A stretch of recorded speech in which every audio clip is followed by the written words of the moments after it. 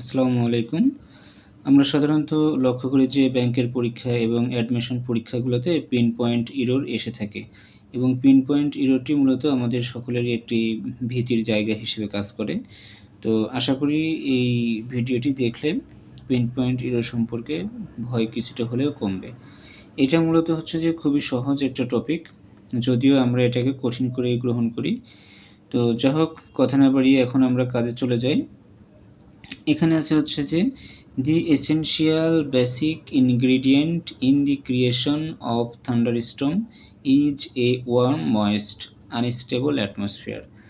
আচ্ছা, এখানে pin point ইররে মূলত আমরা একটা বিষয় লক্ষ্য করতে পারি যে আমাদের 4টা অপশন থাকবে। 4টা অপশনের মধ্যে 3টা থাকবে রাইট এবং একটা থাকবে ভুল। তো ভুল যেটা থাকবে, ভুলটাই মূলত আমাদেরকে খুঁজে বের করতে হবে। এখানে বলছে দি এসেনশিয়াল বেসিক ইনগ্রিডিয়েন্ট, এই যে এখানে ইনগ্রিডিয়েন্ট আছে, ইনগ্রিডিয়েন্ট এটা হচ্ছে মূলত উপাদান। In the creation of thunderstorm, থান্ডারস্টর্মটা হচ্ছে বজ্রপাত।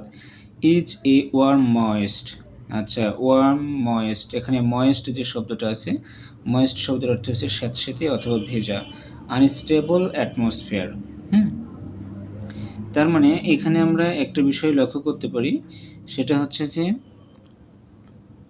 আমাদের যে মূলত বজ্রপাতটা তৈরি হয় বা বজ্রপাত তৈরির যে উপাদান, সেই উপাদানগুলো কি এখানে হচ্ছে a warm moist and unstable atmosphere.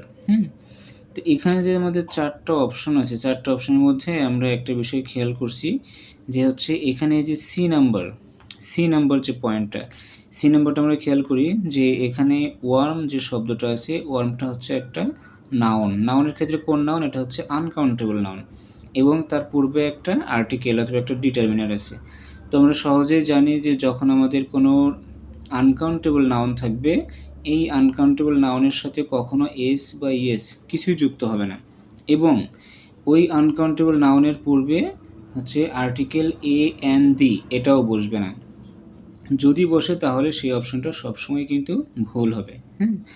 তো এখানে মূলত সি নাম্বারটাই এখানে ভুল আছে, কারণ হচ্ছে যে এই যে এখানে এ হচ্ছে একটা আর্টিকেল এবং ওয়ার্মটা এটা হচ্ছে যে একটা আনকাউন্টেবল নাউন। সুতরাং আর্টিকেল এবং আনকাউন্টেবল নাউন দুইটা কখনোই পাশাপাশি বসতে পারে না। যে অপশনে এটা থাকবে তখন সেই অপশনটাকে আমরা মূলত ভুল হিসেবে গণ্য করব। তাহলে এখানে যে 4টা অপশন আছে, 4টা অপশনের মধ্যে 3টা অপশনই আমাদের রাইট, কিন্তু এটা দেখলেই সহজে বোঝা যাচ্ছে যে এই আর্টিকেল এবং আনকাউন্টেবল নাউন দুইজনই যখন পাশাপাশি বসছে তাহলে এই অপশনটা আমাদের ভুল। এখন এটা কখন সঠিক হতো? যদি আমাদের এই আর্টিকেলটা এখানে না থাকতো, তাহলে শুধুমাত্র যদি ওয়ার্ম থাকতো তাহলে এই অপশনটাও কিন্তু আমাদের রাইট হতো। তো আমাদের তাহলে এখানে কি মনে রাখতে হবে? মনে রাখতে হবে যে যখন হচ্ছে যে একটা ডিটারমিনার অথবা একটা আর্টিকেল এবং এটার পাশাপাশি যদি কোনো আনকাউন্টেবল নাউন বসে তাহলে সেই অপশনটা আমাদের ভুল হবে।